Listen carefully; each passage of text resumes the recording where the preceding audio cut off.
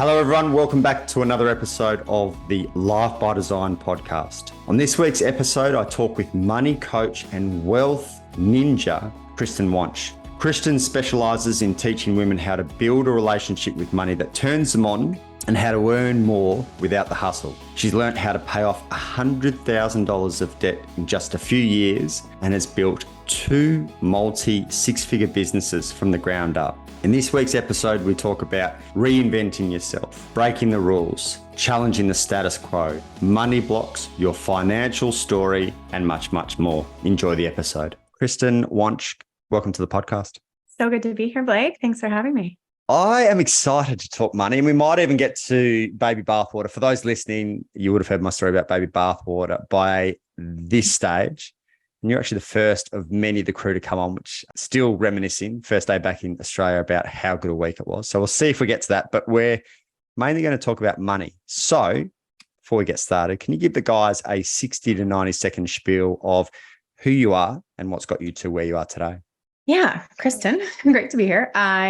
Oh my goodness, where to begin? I'm Canadian. I live in Costa Rica on the beaches. I surf all the time. I live a very unusual lifestyle. I spent years as a commodities trader in Calgary. So my background is finance. I, thought that success meant climbing the corporate ladder and making a lot of money and checking a lot of boxes and achieving. And I got laid off from my career, and it was the scariest thing at the time and the best thing that probably ever happened to me.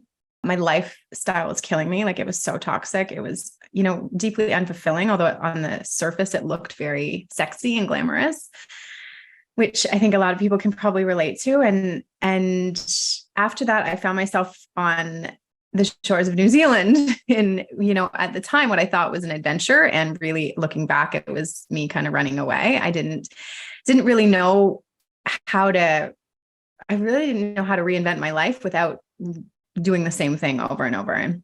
And so fast forward a couple of years, when I graduated and when I was in my corporate career, I was making great money, but I was in $100,000 debt. Like, I was just frittering all my money away. I was very unfulfilled. I was, deeply unhappy.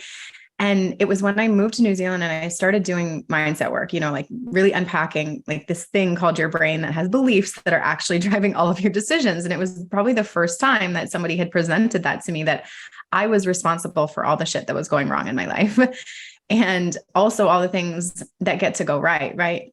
And so, personal development has become for me this incredible journey of like, it's so fun. It's so fun to see what your brain can do and all the ways it gets in your way, but also the most powerful thing that you can really understand and get to know is that your mind has the power to fucking create anything you want. And that can be scary because you have to really take ownership of all the things that are happening in your life, but it's also really empowering. And so I built a co-working space. I spent a number of years doing that in New Zealand. I was working with entrepreneurs, and what I, thought I was doing was helping them grow their businesses. And really 3 years into it, what I realized I was being paid to do was keep a space open. We had lots of community events, but it was not aligned for me. And I've known for many years that my work in the world is changing the world for women. And the program that I now run and the work that I now do it's empowering women around money. It's, teaching women how to earn more, how to negotiate, how to understand how to sell and price based on value and really step into their power around earning more, how to know what to do with all the money when it comes in a really simple way, because we're not taught this in school, how to invest really simply. And the core of it all, which, you don't sell this, but it's really everything is, the limiting beliefs that get in the way of really executing and doing the things. So I can't, of course, business has challenges. Every business does, but the work that I now do is so deeply aligned that nothing, it just feels every day is just deep soul work. That's a really good intro.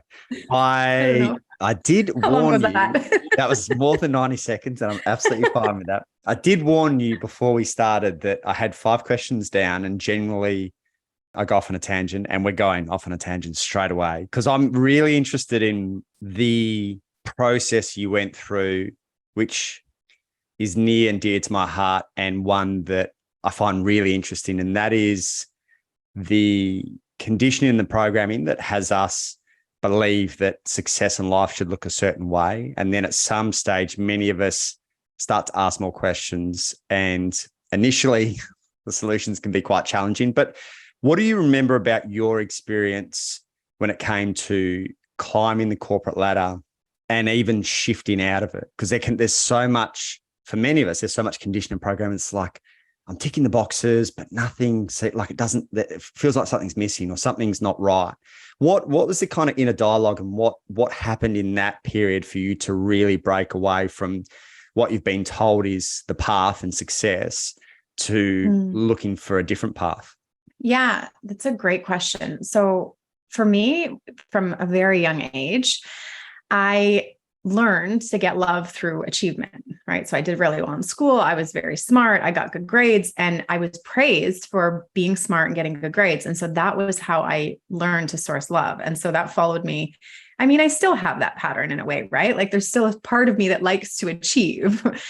And so I didn't realize for many years that that's what I was doing. And I became really good at that. Right. And so I think that's what we all do. We develop it from a young age, these very adaptive patterns. And so there's no problem with it, but it's how we survive and adapt in the world. Right. And so the checking the boxes, even I remember, coming out of university, and I wanted to go into investment banking. Well, the reason I wanted to go, first of all, I mean, I was good at math, but the reason I wanted to go into investment banking is it was because it was the hardest industry and the most highly coveted jobs to get. So I was like, I'm going to do that because that's like the top of the top. And so it was like trading became something I was good at, but it was something that like I aspired to because of how it was like, how much I could tell myself I was achieving. And I think in many ways, and this is a society, like we're taught that we have to really work hard for our money. And so we feel like it has to be hard in order to make money. And if it's not hard, we don't deserve it, is something I come across a lot. And so for me, that pattern, just perpetuated itself. And I was addicted when I was in trading. I was addicted to adrenaline. And I think it's really interesting. I just spent, like you, I spent 5 weeks traveling outside of Nosara. And I come back here and I realize how much the rest of the world that lives in these massive cities, people might be happy. Some of them, yes, some of them, no, but they're addicted to adrenaline. Like they're addicted to the rush, to the pace, to the, like, we're taught in North America and in Western culture that like, you got to move fast. And the life, experiencing what I live in now, Nosara, I was laughing before we got on the call, Blake, I was like, it's 7:00 here. And like, everyone usually goes to bed after 5. And that is just so supportive for my nervous system. And I think when I was in my corporate career, I didn't realize that my baseline was like my nervous system was so unhappy because we're socialized and everything around us, everyone else is the same. And so the shift for me, it wasn't overnight, and it wasn't even something I realized, but it was something I now see and experience because I'm sort of in a different place. And it's just really what it's taken is the space in, a tiny beach town in Costa Rica, the space and the pace of life here that's given me space to like, you can run a very successful business and grow and be stimulated intellectually and make a lot of money, but not be stressed out all the time doing it. So, yeah. Oh my God. I think you're in bed so early. When the people that I live with, and obviously my partner, we talk about being in bed by 9:00, like lights are out, the whole house. People are like, what the fuck is going on? Like the whole house is out. So I resonate deeply with what you just said.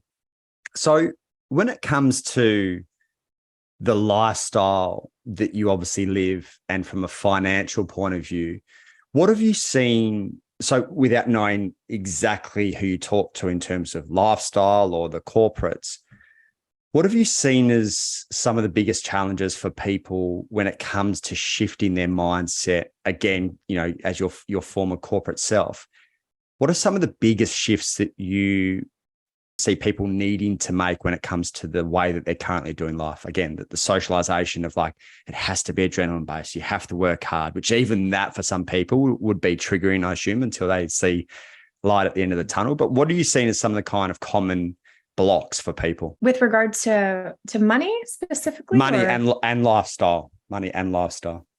Yeah, probably a few things. I mean, first, we're socialized to follow rules. Some people that do things differently and don't follow rules, it can be very challenging. Like when I was younger, I was not the kind of kid that followed the rules. And that was very hard for me because I got in trouble a lot and I was called disobedient a lot. And, that kind of mentality and that sort of innate tendency very much supports me as an entrepreneur and the ability to question things. But I think people don't realize that they can question things. They don't realize that they don't have to buy a white picket fence in a house in the suburbs and have 2.5 kids. Like, if you don't want that, do something else. Like, you can live with 17 cats, on a shack in the beach or on the mountain in the forest with a goat. Like, nobody, like, whatever it is that lights you up, like, do that and make the money you need to make it happen. Like, whatever that looks like, right? Whether you want to be a minimalist or you want all the things, like, so I think people don't realize that they can question the way that everyone else is doing things and really create their own path. And everyone is just stuck in this box of, like, they believe things aren't possible just because they've been told that it has to be a certain way. So even the idea that I could, build a business from Costa Rica, or even when I first came to Costa Rica, so many people reached out to me, and I don't have a huge following on Instagram, but so many people reached out to me and they were like, how did you get there? And I was like, I took a plane. Like, it was like unfathomable to people that, like, I could just arrive in Costa Rica. And it was in the middle of the pandemic. And of course it wasn't super simple. Like, there are a few glitches and complications, but it wasn't that hard. And I think the reality that so many people now live in, where so many people can work remotely. Like, we just watched so many freaking businesses like go online overnight, right? And some people have reverted back and whatever, but many, many people now have the opportunity to choose the life instead of just live the life that they think was prescribed to them, right? Like, question everything. And I think that's what one thing COVID has allowed us to do. And definitely my layoff, it's like, it gives you this blank slate to create from a blank canvas, like, choose with intention what you want your life to be like. So that's one piece of it. And with money, I think probably the biggest thing that most people experience and struggle with, women and men, is we're taught that it has to be hard work, that everything about, like, we're praised for working harder. Right. And I think for many decades now, we've been socialized in this very masculine paradigm, right? Where hustle and hard work something, I don't want to go off on too much of a tangent, but the masculine, the ambition, the hard work, the ambition and the structure and the strategy and the logic are important. And, like, that's a very important piece of building a business and making money. And also the feminine, when you integrate both of those energies, you're unstoppable, because the feminine is your intuition. It's the flow, it's the surrender, it's the trust, it's the receiving, right? And so I see a lot of people operate in too far in one or too far in the other. And I think when you can really master the art of integrating both, you're unstoppable, because you're doing the things you're achieving, you're hitting the goals, but it also feels really good. And it's coming from a place of alignment. So when you think about your former self, the corporate version, and your more recent self, the Costa Rica version, and you look at the two paradigms of the masculine and the feminine, what are some potential examples of how you did money and life before in that kind of masculine corporate energy, and how you do life now in probably quite a well integrated between the masculine and feminine Costa Rica energy?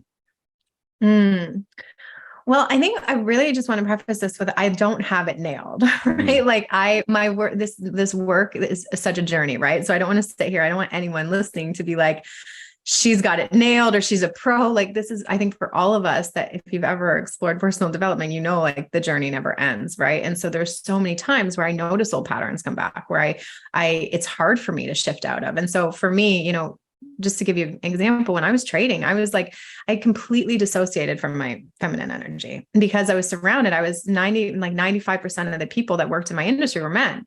So I remember going to the bathroom. I would go to the bathroom and I would cry in the bathroom, and I would hold my head down so that my mascara wouldn't run on my face, so that it would just drip onto the ground, because you don't cry on the trading floor. And so I really learned, and, from a young age, but also in corporate, that, like, you don't show emotion, you don't show vulnerability, you don't show, very much, you have to and this is, I think, a lot of the corporate structure, in order to be successful, you have to really operate in the masculine space. And you watch even a lot of feminine leaders, a lot of female leaders right now have gotten that way, or have gotten to the place that they have from doing it in a very masculine way.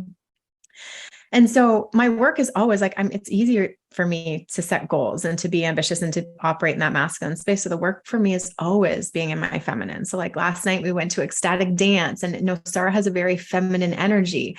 I give myself space to cry. Like I actually practice feeling my feelings, which sounds weird, but like I do, because it's really easy for me to just like logic my way through things, or like I can shift my beliefs so quickly that I sometimes forget to feel what's really present for me.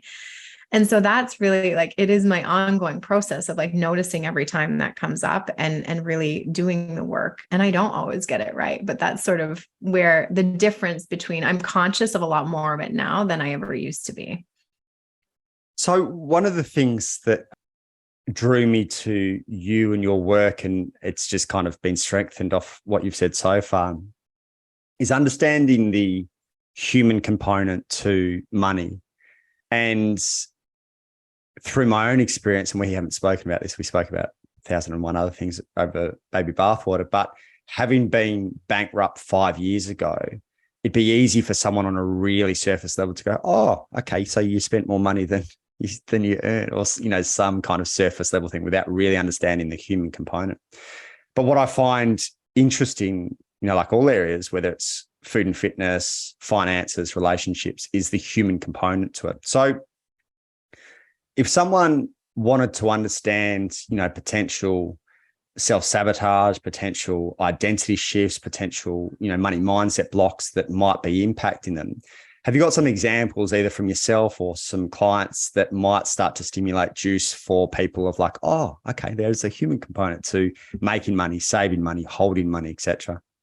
Yeah. So I think, everyone can probably, everything comes down to what you believe to be true, right? Like, what do you believe on a conscious level and a subconscious level? And that's really driving all of your decisions, right? And so we think it's, no one taught us how to budget, or nobody, like, investing feels hard, but it's like all of the places you're telling yourself that are stopping you from taking action or moving forward. Right. And so for example, so I'll give you one example. And I actually have a little free PDF I can give you that is, awesome. I spent like a week and a half putting this thing together. It's called 100 Money Blocks. Cause I went through, there's so many people say they have money blocks and they're like, I can't figure out what's actually going on in my brain. One of the things I actually think that I'll just give you an example of one that's came up for me, was present for me for many years. And I think a lot of people experience, is the pattern of reaching a certain level and then unwinding it. And so whether you've like reached a plateau, or like you reach a really high level of success and then it all comes crashing down. Well, that's happened to me a few times in my life. Right. And so it's not like things aren't just happening to you by chance or by luck, like you're creating them. And so for me, one of the things I realized was I was actually scared of making more money than that. Right. I was scared of, and for me, no one in my family had ever created that amount of wealth. And so I really had to do the inner work around what it would mean for my family and my relationships, because I actually believed, subconsciously for a while, and then consciously, I believed that it would separate me from my family. I believed it would make things weird. I believed they would judge me. My dad has actually said to me years ago, he's like, money is evil. And I had to have a conversation with him, or I chose to have a conversation with him. At one point, I'm like, will you believe that I'm evil when I'm earning more money? And he was like, no, of course, and we got clear on that, but there's a part of it. And I think for that particular money block, I think a lot of people run into that, especially if they don't come from money, where first of all, they're worried about what people think about them. Like they're worried that they will be judged, right? Or they're worried that it'll separate them from love, or that people won't like them. And so part of that is just your imagination, like my example with my dad doesn't love me less now that I make way more money. So I projected that was going to occur, but then part of it is true. Like there are going to be people that hate you when you make more money. Mm-hmm. There are going to be people that resent you because you're successful. There are going to be people that jealous because they don't have what you have. Mm-hmm. And so I think that's a really important thing to if you really want to be successful and to do well for yourself, you got to unblock that if that's there for you, because that'll hold you back, because the brain is designed to keep you alive. And if it feels that you are unsafe by earning more money, it will do whatever it takes to keep you small and contracted. So, you're alive, but you're not fulfilling your wildest dreams, right? And so it's a really interesting paradox that people don't realize. They're like, I have all these goals. I think that's what I want, but somewhere deep down, you're like, that's not safe. How would someone start to bring awareness to potential money blocks, whether that's thoughts, feelings, behaviors? What are they looking out for? I know one for me, which really felt like a trauma response. And I actually started working with an accountant who understood the human component, which I think is so underrated, because a lot of accountants like, save $4.50 on a coffee. It's like, cool.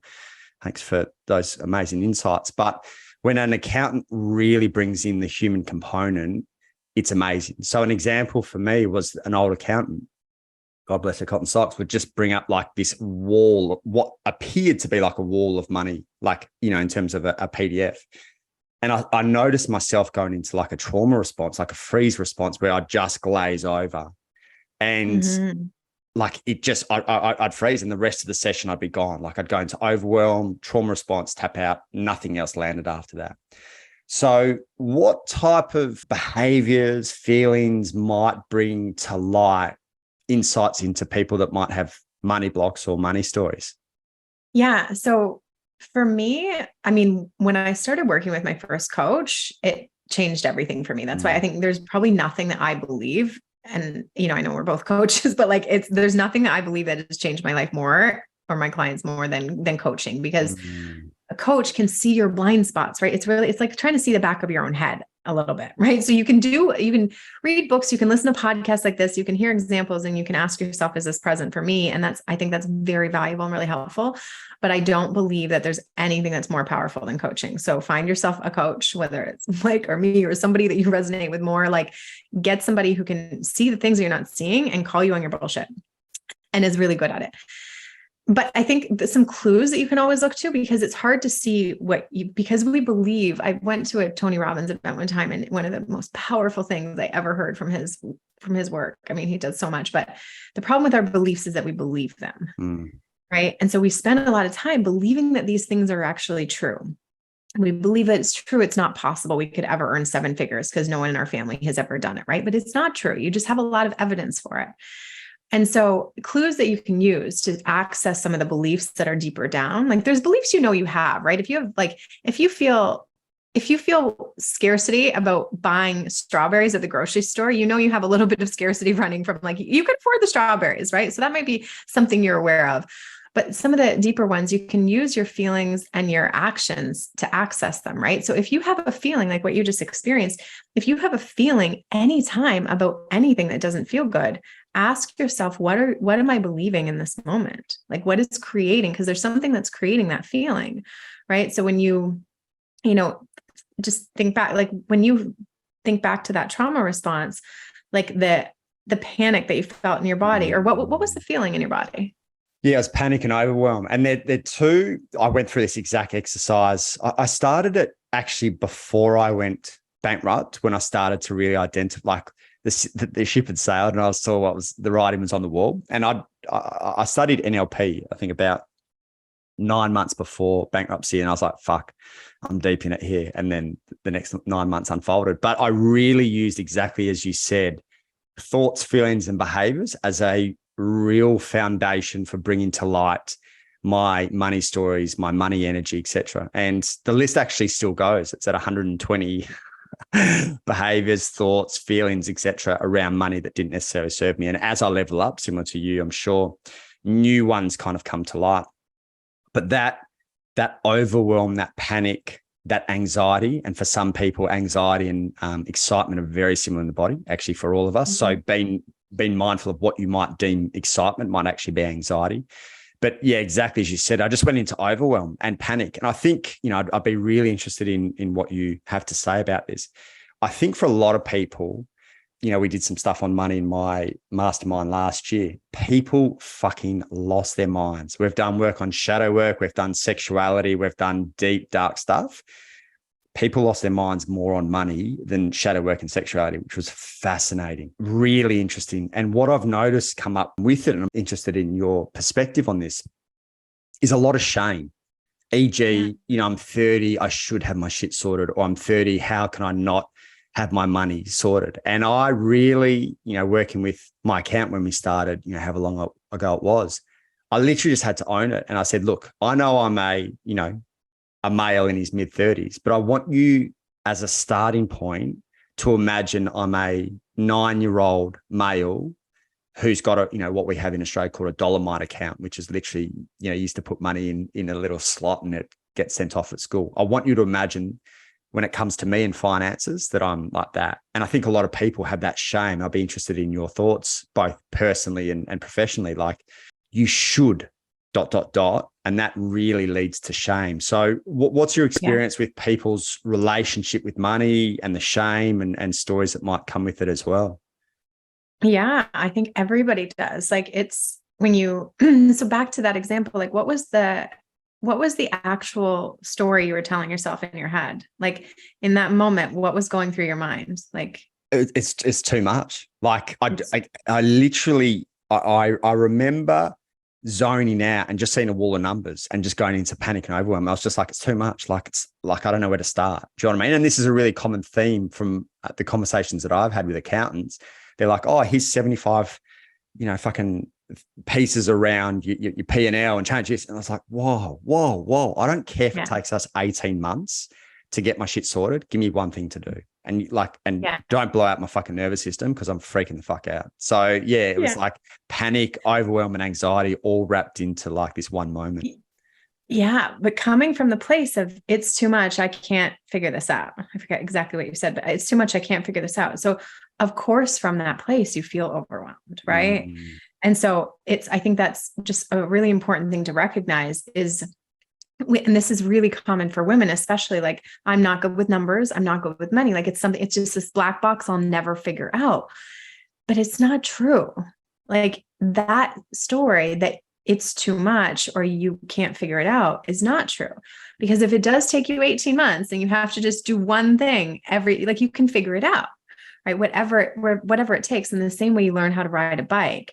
And so it's really getting clear on, like, what are those beliefs that are operating for you? And so you can access them from your feelings. And shame is a big one. Like, again, society tells us we're supposed to be at a certain place, but they don't even really tell us what that place is, right? And here's the other interesting thing. The most fascinating thing about money and money shame is that everybody thinks that everyone else has it all figured out and nobody has a fucking clue.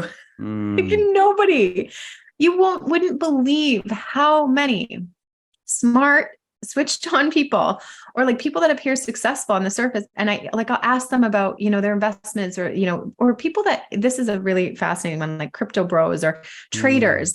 I dig a little deeper, ask a couple of questions, and you realize they're just losing a shit ton of money.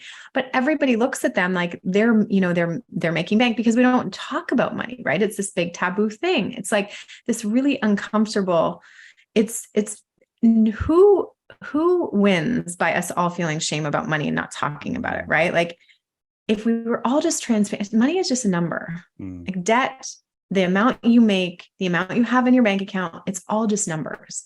And when you stop wrapping yourself up in the story of, I'm a bad person because I have this amount of debt, or even this amount of debt means this about me, or I'm not good enough because I'm not earning this yet. When you stop running those stories, you just can create from a very clean and clear place. It's the reason that you can, when you're not wrapped in the story of, what it means about you to have debt, you can just actually look at the numbers and the interest rates and pay it off in order, right? You don't worry. You don't spend 3 years worrying that you're not good because you have this thing, right? And so that's the place that you can get to. And the other place that you can access your beliefs, back to your other question, is from your behaviors, like your actions, right? So anytime that you are doing something that isn't getting you the results you want, or not doing something, so like you're avoiding money, even though you say you want more of it, question what am I telling myself in this moment? Or if you want to grow your business and you want to get on 3 sales calls a week, but you're not doing those things, ask yourself, what are you believing about you as a salesperson, getting on sales calls? Or if you're doing things like spending more than you're earning every month, like that behavior is a reflection of what you're believing, right? You're trying to, You're believing that if I buy this thing from Amazon, it's going to make me feel good. And sometimes it does, but it's brief, right? So those are a couple places that you can access like what you're believing is anytime you're feeling something you don't want to feel, anytime you're doing something that isn't serving you or not doing something. What are some of the common themes that you've seen of actions people are taking that aren't necessarily going to get the result, but they think it is? And what are some of the actions that you think are more effective? So for example, probably one of the most common ones and one I've seen myself is like, oh, if I just make more money, then I'll solve all my problems. And, I've seen it a lot. Make more money, your lifestyle goes up and your bank account doesn't necessarily change. So that for me is probably the one that stands out of like, my problems will be solved if I just make more money, and it just amplified the problems. But what are some of the common ones that you've seen from people of like, beliefs or tactics that they've taken that don't necessarily solve the problem, albeit they think they might? Yeah. I mean, that's a great example is people trying to out earn, especially women who, and not just women, but people who shy away from wanting to learn how to manage money, right? Because they think it's really complicated. So they think that I don't have to learn that thing. I'm just going to make more money. Well, I know millionaires that live paycheck to paycheck. Mm-hmm. So it's not that there's no amount of money that will, you can, I mean, earning more money gives you more money, right? But it doesn't solve your spending problem. And there's no limit to the amount of things you can find to buy. Okay. So that's like, again, getting clear on just choose where you want your money to go in advance. So that is a big one. I think the other, probably something that comes up as you say that and I don't know how much of your audience would be business owners, but a lot of people think that doing more things is the answer. So like the more offers I have, or the more things I do, it's the hardest thing I've seen people struggle with is the lack of focus. And I think it comes from a place of like, if I just do one thing, what if that thing doesn't work? Or if I do more things, it's going to make me more money. And the reverse is true. Mm-hmm. And it's really hard to stay disciplined, right? Because people, when something goes wrong, and I guess this is specific to business owners, but when something goes wrong, so say you have one thing that you're offering, like one type of client that you work with, one service you provide. When something isn't going right, like your sales aren't landing or you're not attracting clients, it's way easier to jump to something new that feels exciting than it is to solve the problem, right? And so I think a lot of people just jump to the new thing, thinking it's probably the reasons why, certain marriages don't work out, right? It's like, I think if or like repeat marriages, right? And I say this without judgment, but it's like you jump to something new because you think it's going to be easier instead of solving the problem that was in the first thing that's going to appear in the second thing too. And I think that's probably one of the, as far as like actions people take that don't serve them. And a part of it, I think it's also driven from the idea that it has to be hard work.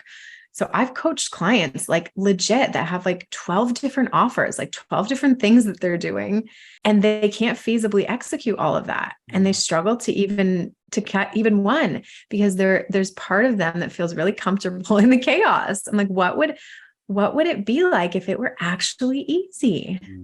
Like, and allow your nervous system to sit with that. Like, it's hard for me because that is my, my work as well. My nervous system, like, oh my God, like what if it were actually just like really, really easy? Like, it's weird. Yeah. So on your experience, I love that point. And a lot of identity can be wrapped into that, e.g. the hard work, the hustle. And I definitely resonate with that from probably an unintegrated masculine of like, I used to get off on people thinking that I worked really hard. So there was a shift that was required there, which was really challenging, and identity shifts often are quite challenging. But when you think about your experience, what needed to shift from an identity point of view of that masculine into, a very healthy, integrated masculine and feminine? But what stories did you come up against as you shifted from corporate to, entrepreneur or business owner, from masculine into integrated? Can you remember any of the stories that came up for you that might be helpful to others as they start to shift their identity and the way they do things? Yeah. I mean, just believing that believing that you can create results without being in the, the toxic masculine energy, and looking for examples of other humans that had done that. Something honestly that came up on a coaching call today, my coaching call, where I sat down with my coach, is we were talking about this, like a very full schedule, and why this is appearing for me, right? Like I could easily cut more things out of my schedule, and like just doing the work around that. And something that came up was that when I'm busy, I get to feel important. And so that's definitely a pattern or a belief that I've had, is when like busy people are important. And so something that I had to shift, and, it came up again, but it was the first time it appeared was probably a couple of years ago, is like, no, busy people have, or sorry, not busy people, important people have space was something that I just started training my brain into. Important people have space instead of busy people are important. So those are a couple ones that I know I've definitely worked through around that particularly the masculine feminine piece. It's such an interesting, and again, I think for both of us, having escaped the city life and the identity that often comes with that, it's such a bizarre concept when you're out the other side, that stress is a sign of success. Like for me, that is, do you know what I mean? Like, oh, I'm so stressed. And it's like, oh my God, that's awesome. You must be so successful. It's such a fucking bizarre concept when you think about it, but it is really hard to break away from. So I appreciate you kind of sharing that example. What if people were starting to shift their relationship to money, or shift their relationship to self, which would then impact their money? What would be the kind of first three things that you get people to consider? When people start to shift their relationship to themselves, I think really being aware of what's present for you, like being aware of, you mentioned in the exercise you did, like writing down all of the beliefs that are operating for you, right? Because so often we just go through life unconsciously, right? We're not even aware that things are operating. So I think getting clear and writing a list, you're never going to catch them all, and there's always going to be new ones, but just getting clear on like, what are the things that are actually going on in my brain? and deciding with intention, do I want to keep telling myself those things? Right? Like when something that came up with my coach today is like, she's like, why would you want to keep telling yourself there's not enough time? I was like, that's a really good question. Why do I want, like, I'm choosing that every day. I tell myself there's not enough time. I'm choosing to tell myself that. It's not true. There's 24 hours in every single day. I'm completely in charge of my schedule. It is not true that there's not enough time, but I'm choosing that belief a lot. And it's like, why? So I think just getting clear, that's really the first step, is like bringing awareness to what's there so that you can shift it. And if people want to find out more about you, the work you do, where is the best spot for them to track down your services and your work? Probably Instagram. So you can look me up, Kristen Wonch. What is it? KristenWonch.xox on Instagram, and you can find out about or connect with me there and ask me any questions. Beautiful. I love this topic, money mindset in particular, because it's amazing how much time, energy, and emphasis is put on money, but how little is put on money mindset and the deeper components that are impacting us. So I appreciate you, the work you do, and the chat that we've had. Thank you so much. Well, it's been so beautiful. And thank you to everyone tuning in. And just thanks for having me here and for doing the work that you do, Blake, because I know a lot of people listening wouldn't have access to this otherwise. Right. And so it's just so powerful. Awesome. Thanks again.